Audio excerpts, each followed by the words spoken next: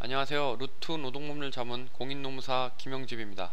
오늘은 유급 연차 휴가에 대해서 살펴보도록 하겠습니다.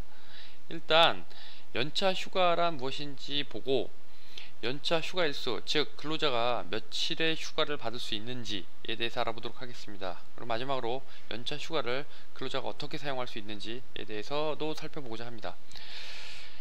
연차 휴가란 1년을 단위로 하여 1년을 단위로 하여 근로자에게 부여되는 휴가를 의미합니다.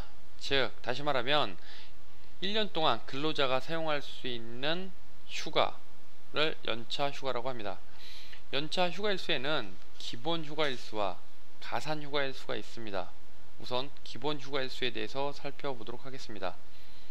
1년 이상 근속한 근로자의 경우에 해당 기간 동안 80% 이상 출근을 하였다면 15일의 휴가가 부여됩니다.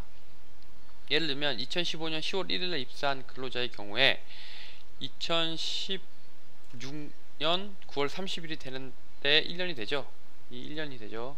이때 이 해당 기간 동안 80% 이상 1년 기간 동안 80% 이상 개근하였다면 2016년 10월 1일에 15개의 휴가가 발생하게 됩니다. 그렇다면 1년 미만 근속한 근로자의 경우에 대해서 살펴보도록 하겠습니다. 전에는 방금 전에 했던 것은 1년 이상 근속한 근로자의 경우고 지금은 1년 미만 근속한 근로자의 경우입니다. 최초 1년 동안 1개월 개근 시 1일의 휴가가 발생합니다. 이 휴가를 사용한 경우에는 다음 연도 휴가일수 15일에서 공제하게 됩니다. 무슨 의미인지 이해하기가 어려우실 텐데 예를 통해서 알아보도록 하겠습니다.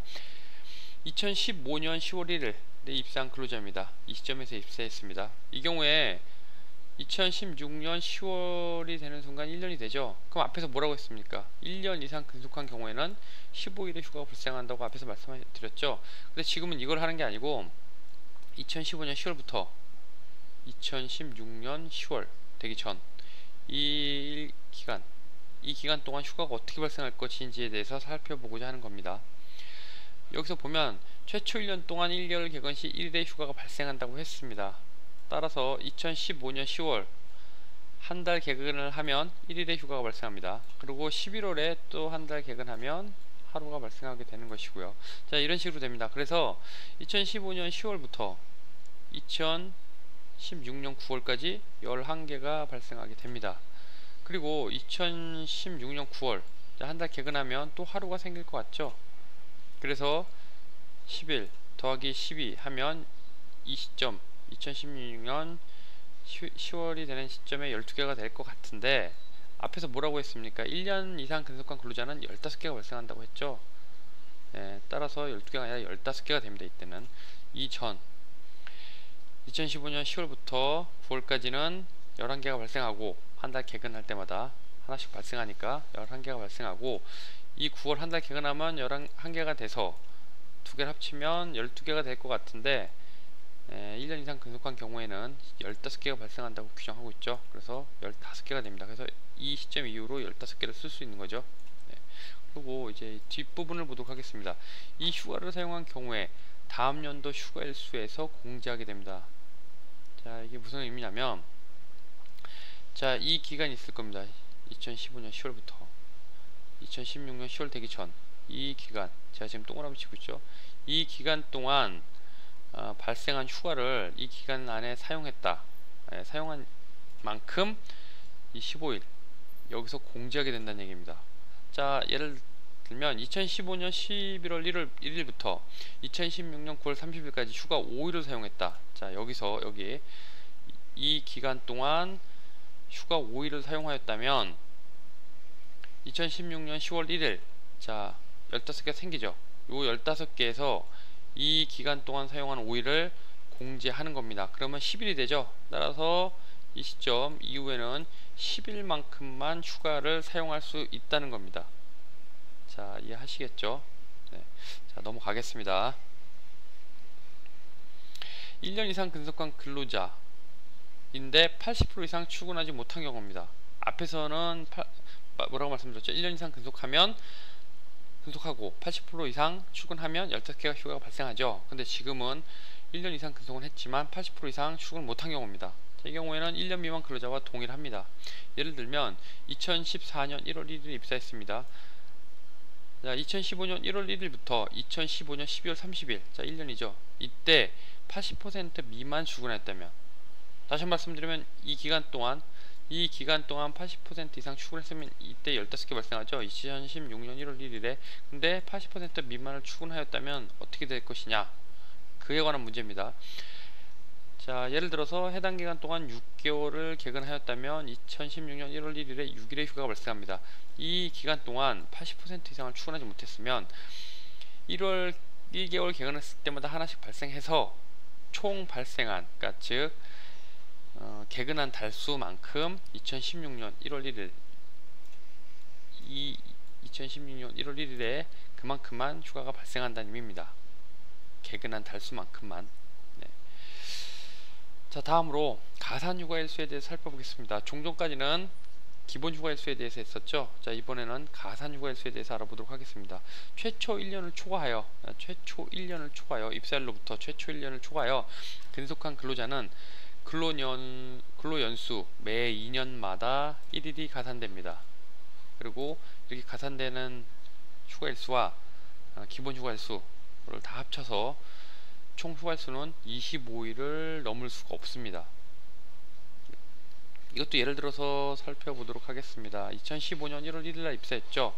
그러면 2016년 1월 1일이 되는 순간 15개가 발생합니다. 휴가가.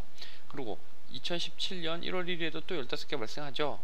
네, 근데 이제 가산휴가일수를 살펴보면 뭐라고 했습니까? 앞에서 입사한 지 1년, 때는 해가 여기죠. 입사한 지 1년을 초과하여 2년마다 하루가 추가된다고 했죠. 휴가가. 네, 그리고 또 2년마다 하루가 또 추가되는 거죠. 네. 그래서 2018년 1월 1일은 16개가 되겠습니다.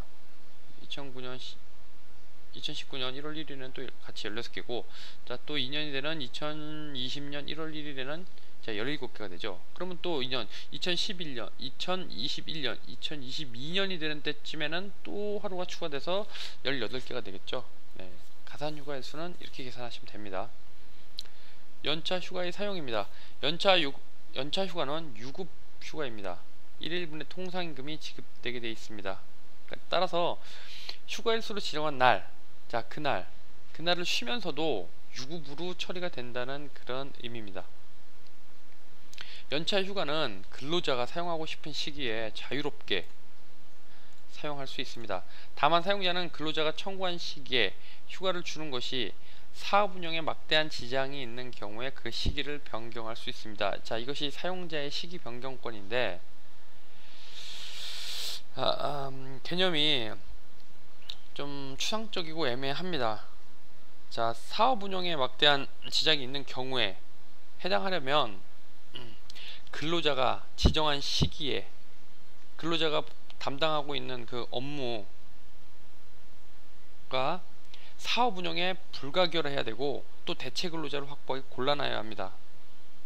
그러니까 사용자가, 다시 말하면 근로자가 휴가를 가려는 그 시기에 근로자의 업무가 사업 운영에 반드시 필요하고 그 업무를 대체할 사람이 없어야 된다는 의미입니다. 자, 그런 경우에는 사용자가 시기를 변경할 수가 있습니다. 자, 그런데 이에 해당하는지는 구체적인 사정을 따라서 판단해야 되기 때문에 일반적으로 말씀드리기는 상당히 어려운 게 사실입니다. 어쨌든 뭐 이 정도로 하고 일단 넘어가도록 하겠습니다. 휴가는 발생일로부터 1년간 사용하지 않으면 소멸됩니다. 2016년 10월 1일에 휴가가 발생하였다면, 만약 이때 휴가가 15개 발생하였다면 2017년 9월 30일까지 그 15개를 다 써야 됩니다. 근데 이 중에 10개만 사용했다 하면 5개가 남죠. 그 부분은 연차 휴가 미사용 수당이라고 하여 임금으로 지급하여야 합니다. 5일분의 임금을 연차 휴가 미사용 수당이라고 해서 지급해야 된다는 그런 의미입니다.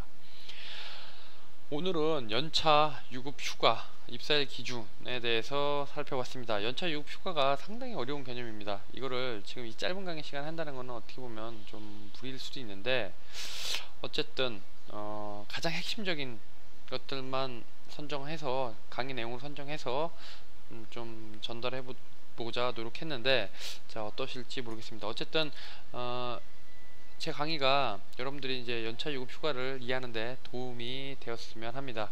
다음 시간에는 연차 유급 휴가 입사일 기준에 대해서 살펴보도록 하겠습니다. 오늘 강의는 이쯤에서 마치도록 하겠습니다. 감사합니다.